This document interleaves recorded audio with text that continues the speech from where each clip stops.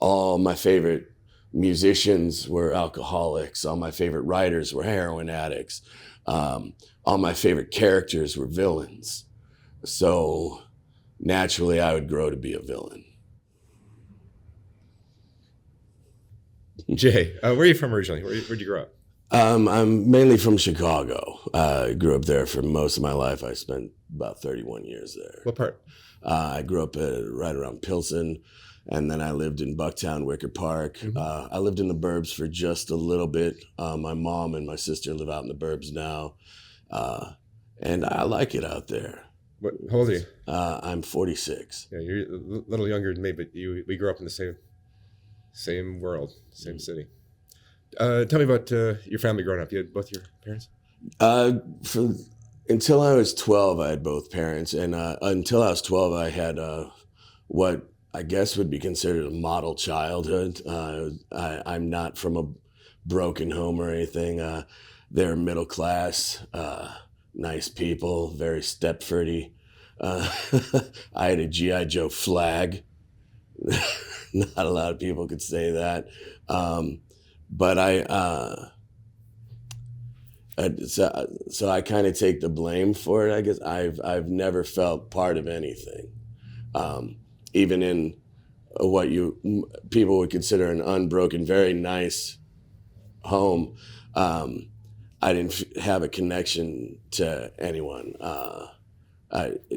It was all kind of like I was raised kind of like a pet. Everything was reward based. Like you do one thing, you get a reward, you get a treat. Don't act up. And then after my old man left when I was 12 during the divorce, I kind of had to become an adult right away. So at no point in time did I ever really feel like I was a kid, which is probably why I am such a man-child. I don't like to work. I can't keep a job because I don't handle authority very well. But I test well and I get hired easily because I look good on paper. I answer questions correctly. I could be who the person I'm talking to wants me to be. You're intelligent? Yeah.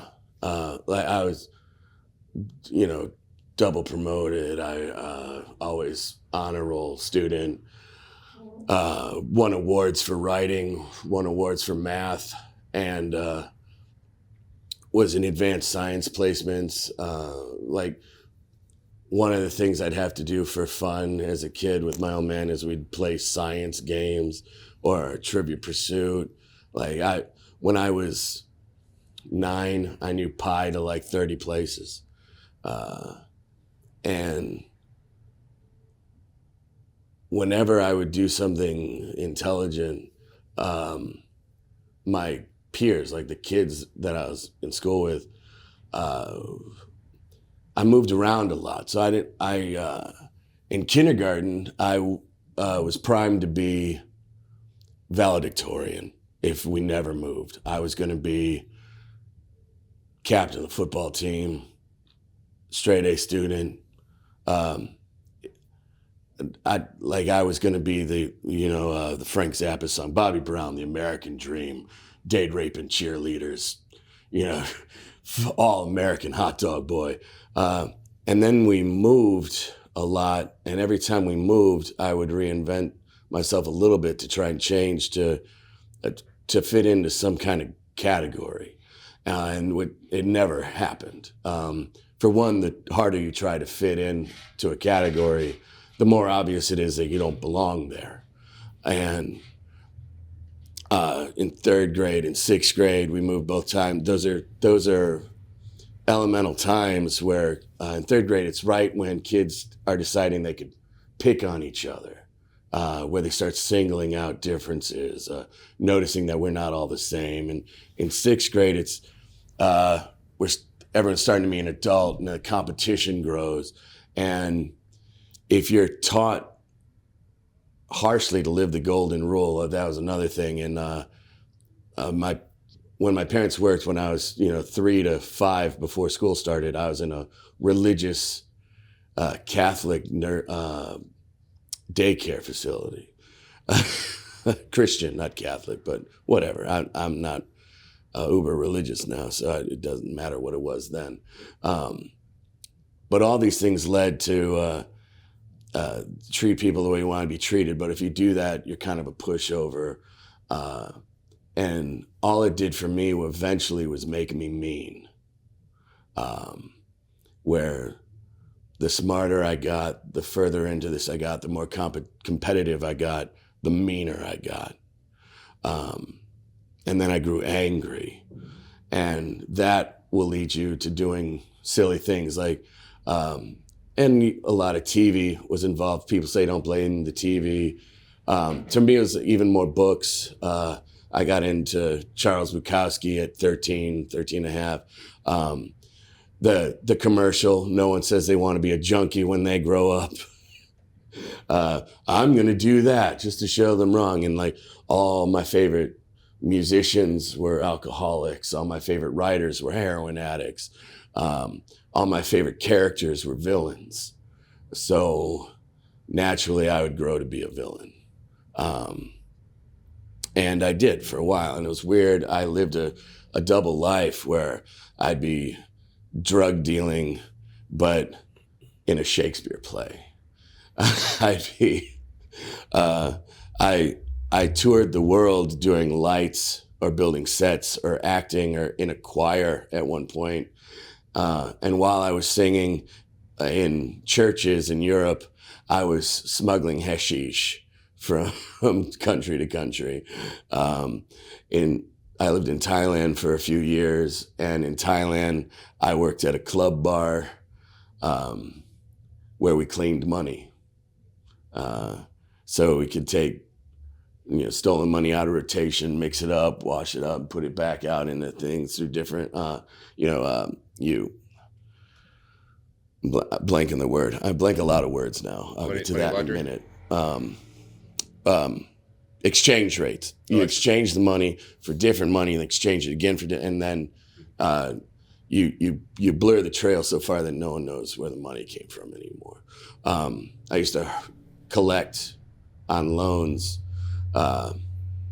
and I didn't collect on loans for the money as much as I wanted to hurt the person who owed money.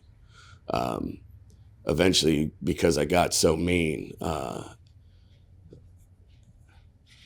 you look for a reason. And I was provided a reason and an opportunity to go and hurt people. So I did. And you really, if you get into it, you can enjoy it. It's a really fun thing. And from all that, I if you haven't noticed, I have a rather powerful voice. Mm-hmm. And I could sound very professional if I want to. I was lent to other criminal activities. I committed phone fraud after I worked telemarketing for a while. I realized that that's basically a scam with a business license. So I just committed the same scam without a business license on burner phones, taking credit cards through different services and ditching it all. And from telemarketing, I ended up being a pimp for a few years. A girl asked me to drive her once and gave me some money. And then before I knew it, I had 3 girls living in a loft with me. And it was almost like I was a pimp, but I worked for them. Where who got the money? They kept it, but they provided me with everything I wanted. Because I guess that's how I kept everyone in line and kept them loving me. Is I'm like, I'm gonna be here for you. I'm your guy. Yeah, don't give me your money. But you were supposed to keep the money. But you're gonna take care of me. that in a way, if I have everything I want, what does it matter who has the money? Like, they felt very good about themselves. They always came back to me, right. And I got everything I wanted. I mean, I had them loving me. They're never mad at me. I was eating, I was drinking, I had a place. If I'm being taken care of, who cares what money is? Money doesn't mean much to me. Like I said, I hurt people for almost nothing because I wanted to. What I'd get into is the act I enjoyed doing what I was doing. I still would. And then I guess that brings me around to what I'm really into now is Robo Tripping. And I got the idea from Kurt Vonnegut. Welcome to the Monkey House, where people who are intelligent or advanced or athletic were handicapped so that everyone was the same. Henry, I believe his name was, he was weighted down because he was athletic, and they put sonic noise in headphones so he couldn't keep a straight thought, which is why when I talk, I'm going to ramble and I'm going to hop back and forth to different things. I decided I was happy doing these things, but I wasn't happy in general, and I still didn't feel I belonged anywhere. So Robo Tripping is when so I started Robo Tripping, and that's when you dumb yourself. You make yourself stupid. There's a lot of ways to do it. I use cough syrup. If you have a drowsy cough syrup, like a NyQuil, I call it the what's the normal jingle? The sneezing, achy, stuffy head fever, so you can rest. And I call it the coping, hating, clear my head forever so I can rest medicine. And if you just take it by the bottle full and then have like a shot of whiskey or so to make sure the ethanol doesn't poison your insides, you stay in a kind of euphoric, clouded state where maybe it's like the narcolepsy, where you're never really there, but you're never not. Like, I'm well aware that I'm here and I'm talking to you, but like you can hear that I can't always think of the next sentence, even though I have the word, I don't have it, and it keeps me happy. So I'm always kind of smiling because of it, and it even keels me, where like I write for an internet show and I'm a comedian, so I still write a lot, but I don't care anymore, and the release of that stress makes me very happy. I can't keep a normal job still, but I never could anyway. I can't deal with authority. And now that I'm old, I certainly can't. I can't have some 23-year-old telling me to, make sure you offer extra ranch with the fingers today. I got a job at a boba tea place. I almost beat the guy up. What do you think the core of your dark take on the world is from? Again, I just think it's the reason it all goes back to I don't feel I belong here. Most people who grew up the way I did for the first 12 years would be happy. I wasn't very happy ever. Like when I think back to my childhood, I remember like few moments, like riding a roller coaster with my old man. I was very happy. One time when my mom would pick me up from school, I just kind of remember riding in the car and feeling like little bitty moments where you're like, you know that you can feel better than you do, and then it's immediately gone. Where when I looked around, either people were better at faking it than I am, or I was too sensitive as a person. I never felt like a constant, this is what I should be doing, or this is where I belong. I just, I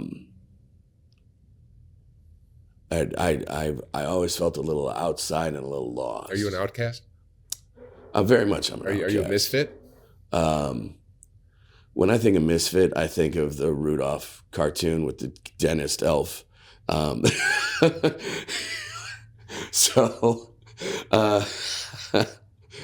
Sure, I'm a train with square wheels.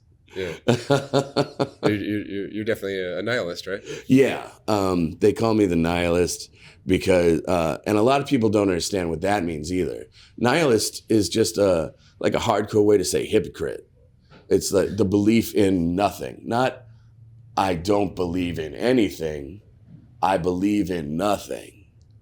There's a difference there in the way you word it. But like if you're in a situation and you see somebody who just innocently got themselves into a jam, you know, it's 10 degrees outside, blizzard. They got 2 flat tires because they hit a bunch of nails on the road. They're in a jam. It's dark. There's probably nothing open. Are you going to help them out, or are you just going to fuck that loser? It would depend on the person and my attitude at the time. For example, I was at a bar just a couple weeks ago, and there was a lady in there who was obviously lying to everyone. She said she got her wallet stolen, her phone died, and she had nowhere to go, and it was raining. And I knew that she was homeless and she had nowhere to go, and it was really cold and really rainy.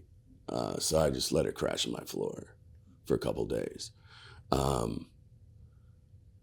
Because at the time I was feeling like I needed to save the underdog. You know, I needed to take care of those that were also not part of anything. However, there's a character, they call them Hollywood ambassadors, and he was a rather famous one who I didn't care for much in passing. And he died, and they found him in a trash can. And I thought that was hilarious. And that could also be because he died just a few weeks after a friend of mine who was also a Hollywood Boulevard worker, and she didn't get any kind of notice. No one mentioned her. And she was a great, beautiful person. Again, maybe that's one of the things. Sometimes with those kind of people, I do feel like I belong because they don't belong anywhere either. Right. Well, you before we started this talk, you and I were comparing our take on a certain interview that I did on my channel, and we compared our reaction. You've only watched the first 2. Yeah. And my take on this young lady was, I'm an optimist, so I believe all kind of good things are possible. And you watched them and said what? I watched the first one and immediately thought she was a liar. Because maybe we smell our own a little bit. Yeah, see, I didn't see that. I watched it. I'm like, they're even. And I eventually got played for a sucker. Oh, yeah. I was like, even in that moment, because a lot of people who don't like what they do, who feel separated, they could convince themselves what they're saying is true in the minute. Like, I need help. My parents didn't hold me enough, and what I do now is just a shame, and I'm embarrassed of it. And they can even get themselves to cry, and they need. But with that particular, because there are a few interviews where I see someone who believes it while they're talking to you, they're not going to change. But even that one, I'm like, while they're talking to you, I'm like, this is rhetoric. This is not real. This is someone who's learned to put a show on, or who knows what you want them to say on camera. It's a form of a hustle. It's not even a hustle. It's a survival skill. It's a molded technique. Yeah. This is what people say in this position, and they say it. Yeah. Like I said, I enjoy being the bad guy. If I stopped dumbing myself down, I'd go right back to being a bad guy. There's certain times, like, because I laugh a lot. I enjoy humor. There's a time in Chicago, a lot of people didn't know that I had kind of a double life. And I was at a bar, and I was making fun of some people. I was in a bad mood. And a couple other regulars who I wouldn't consider friends, but we knew each other, and they thought I was just the funny comedian who sometimes gets drunk and talks game. And I was making fun of a guy who wanted to fight me, and I was getting, finishing my picture, let's go outside, and it was squashed, and everyone went away, and I was told how lucky I was that this big guy walked away because he's a bad man. And at the time, I had a gun tucked in my pants. Like, you're not worse. So, are you generally happy? Are you a happy person? I'm generally laughing. I don't know if. Yeah, but that doesn't mean you're happy. No, but it means I see the humor in things now. Like, and I'd rather laugh. Like, even when I was a fighter, like my natural instinct when you hit me is to laugh, which throws people off. So I'm not angry, and I'm laughing. So to me, that's if that's as good as it gets for me, that's where I get to. Yeah, it doesn't seem. Yeah, that doesn't seem bad. From the outside world, it looks like I'm having a lot of fun. Yeah. What are you proudest of in your life? I'm an 8-time published playwright. That's great.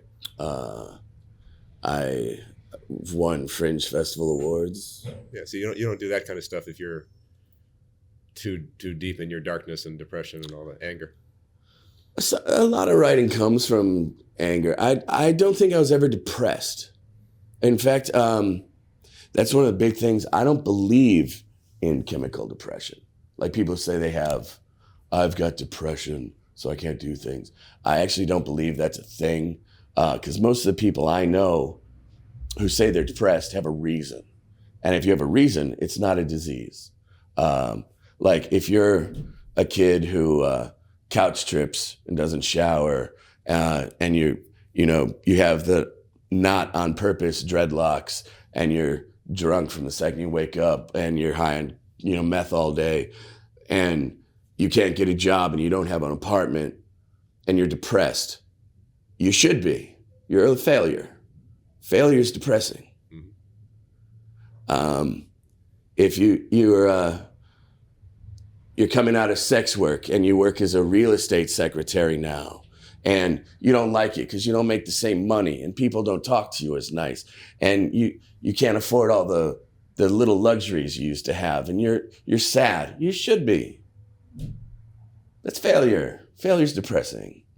If you're happy and you feel like you're supposed to be where you are at that time, and you're singing along to Journey on the Muzak in the middle of Vaughn's, and you look over at the tangerines, and you're like, these look like tasty tangerines, and if I had a gun in my pocket, I would just blow my head off right now. That's a different thing.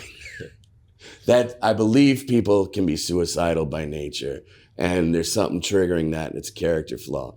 I don't like calling it depression though, because that's misleading, and everyone has it. It's like the same thing as when people said washing your hands. What do you call that? You got to flip the light switch.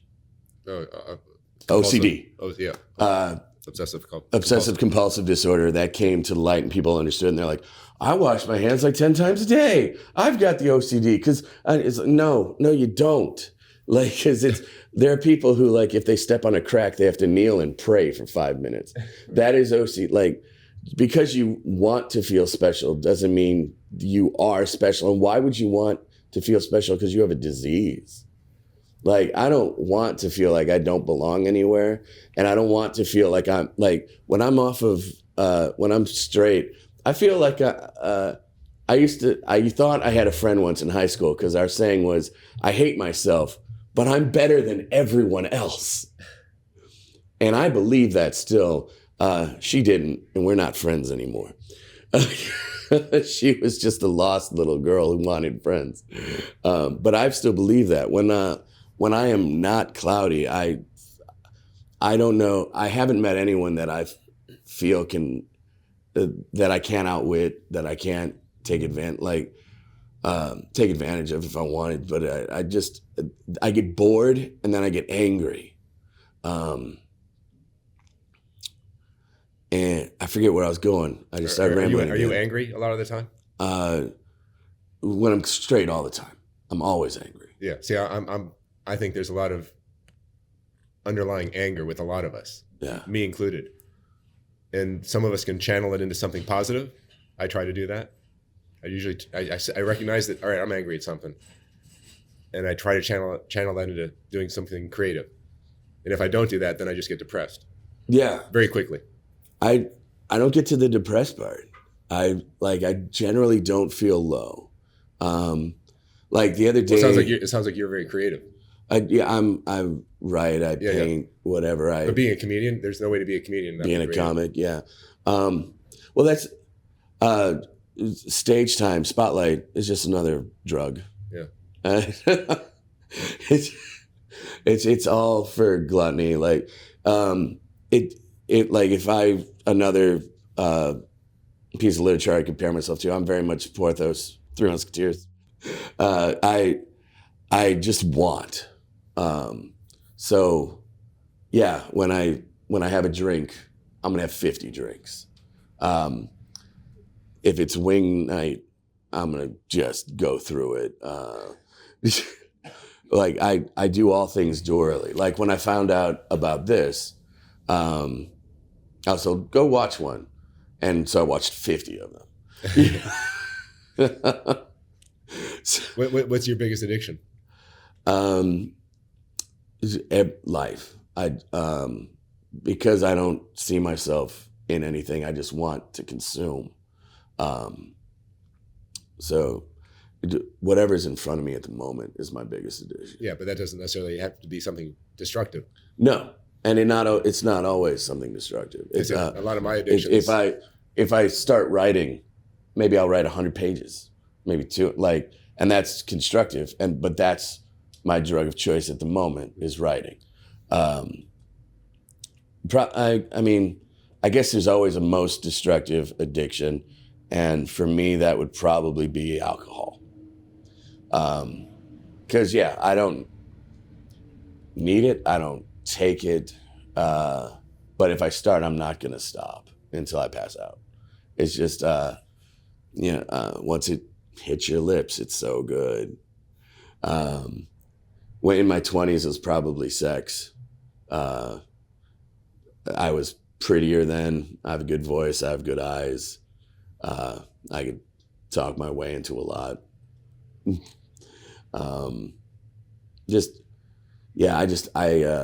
Shopping. If I there's so many different forms. Start collecting something, I'll want all of them. I'm an ultimate consumer. I want things if it's something I find I like. Because again, if I get all of them, maybe that's what I needed. There is something missing, and it's been missing forever. I don't really feel like I think most of us will go to our graves never getting what we're missing. Maybe. And again, the more I've started talking to other people, the more and that's okay. Can sense not a kindred connection, but now I've put myself in circles where everyone's kind of lost. If I worked in the corporate world, it'd be a different kind of loss. I mean, I guess, although I'm a total consumer, I still don't feel that as greed, because I feel like there's an end point. When I drink, I'm gonna drink till I pass out. When I collect, I'm gonna collect till I have them all, etc. When I'm tripping, I'm gonna trip till I feel good. When I was pimping, I'm gonna just have what I need, or what I want. Even it is beyond needing, when I feel a greed, I feel like there's not an end to that. And if I thought there wasn't an end to it, I don't know what I would do, because you can't complete a task that has no ending. And that, while I could fathom it, it doesn't bring you any kind of solace. Like, I want to know that eventually there's a goal. And I think that, I guess, is what a lot of people feel, is there's no goal. And so why do it? So fuck it. Have you been in love before? I've thought I've been in love before, but then like my mind will play tricks where I'll talk myself into thinking that wasn't real, or they were out to get me. There's only three. I can name them, the three people too. And if something didn't happen to end it, it was the first person and I still believe I love this person. They committed suicide while I was away one weekend. So I got to deal with that. And that was wonderful. Because I came back and they weren't answering. I'm like, why are they mad at me? And then I discovered the body. And then, of course, I got questioned, like, did I do it? And luckily, I wasn't even in the state that weekend. So, no, I didn't do it. But thank you for asking. Like, the one person that I thought was with me, the one, like, that I shared a lot with, that I finally thought I had a connection to, like, is in pieces on her couch. And you're going to ask me, did I do it? So that's kind of hard. The last one read something about me and started thinking I was a bad person, which I kind of was. But also, you didn't have to read that. Like, everything was fine. You didn't have to know that. And everyone's got secrets. That's not grounds for rejecting you. Yeah. There's plenty of women find guys in prison. And yeah. Or it could have been, but maybe you should have thought about it. Like, because I still hear how, like, there's she still thinks about you, or she hates you because of this, or this. I'm like, that was a choice someone else made, man. That's I had nothing to do with. Well, I guess I did, because I don't even know if I did the things she heard about. It's so long ago now. But we were together for a long time, and it was one of the few times I felt like I was part of a community, because she had a lot of friends. I had no friends. So now I had a lot of friends.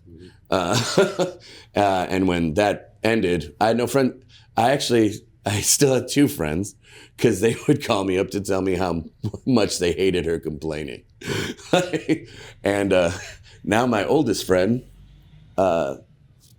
is one of her friends that called me up because she hated her whining. And it just became like, now we've known each other for 20 years. And then one in the middle was my fault. That's kind of a funny story. And oddly, it was the girl I'm most connected to mentally. We had a very similar dark sense of humor. She was studying to be a psychologist, and I had considered going into medicine when I was first in college, and going into a psychiatry focus. And I decided the best thing I could do in that field is not pursue it, because I would want to fuck with certain people. Like, I know me. And then later I found out that all people who study psychiatry kind of feel that way. So maybe it would have been a really good one. It's too late now. I guess I could go back and start over again, but I'm almost 50. I don't even know if the few credits I had in medicine even still count. But we were going to a party one day. She told me to keep one dude away from her, because he's always making lewd comments, or he's kind of being a dick when he's drunk. And one time he drove her home from a party and then pretended he was too drunk to drive the rest of the way home, and tried to stay with her and did all this stuff. So I'm mad already. We get to the party and he makes a comment at me. I make a comment back. The waitress is slow with the food, so I just start pounding drinks. Then before I know it, I'm like, you know what? I'm just going to hit this guy, get it over with. And I walked up and I turned somebody and put him through a table, and I looked up and the guy meant hits over there.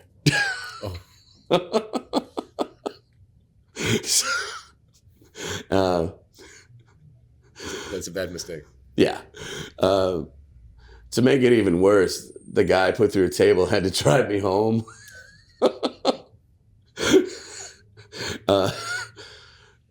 So we weren't on talking terms after that. I think she tried to get back with me about a month later because the coffee shop where we had our first date closed, and she called me up to tell me that. And capricious youth, I went, I was only there once. And hung up the phone. And so those three are gone.